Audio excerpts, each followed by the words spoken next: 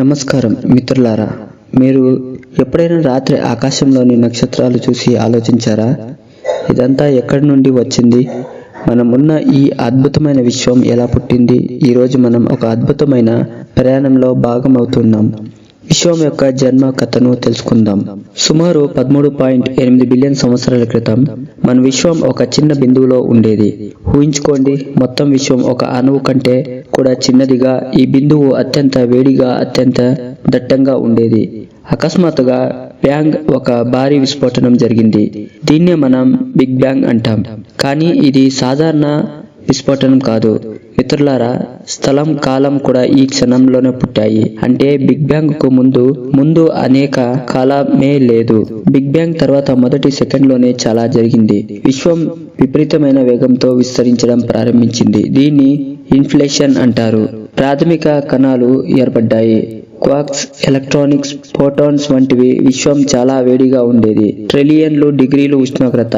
మొదటి 3 నిమిషాల్లో క్విక్స్, Kylie, protons మరియు న్యూట్రాన్స్ గా మారాయి. ఇవి తర్వాత హైడ్రోజన్ మరియు హీలియం పరమాణువులు కేంద్రాలుగా మారాయి.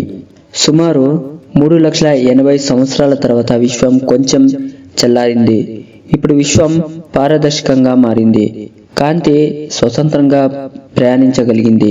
ఈ ప్రాథమిక కాంతిని నేడు మనం కాస్మిక్ మైక్రోస్కోప్ బ్యాక్గ్రౌండ్ రేడియేషన్ గా కనుగొనగలుగుతున్నాం.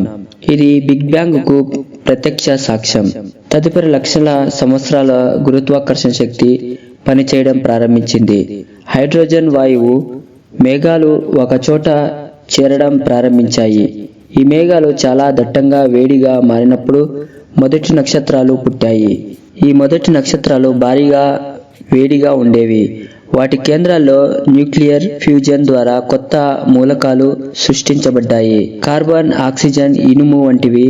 ఈ నక్షత్రాలు సూపర్ నోవాలుగా పేలినప్పుడు ఈ మూలాలు విశ్వం అంతటా వ్యాపించాయి. సుమారు 4.6 బిలియన్ సంవత్సరాల క్రితం ఒక వాయువు మేఘం నుండి మనం సూర్యుడు పుట్టాడు. అదే మేఘం నుండి మన భూమి సహా అన్ని గ్రహాలు ఏర్పడ్డాయి. మనలో ఉన్న ప్రతి పరమాణువు, మన శరీరంలోని కార్బన్, మన రక్తంలోని ఇనుము అన్నీ పురాతన నక్షత్రాల లోపల సృష్టించబడ్డాయి. మనం నిజంగా నక్షత్రాలు ధూళి నుండి తయారైన వారం.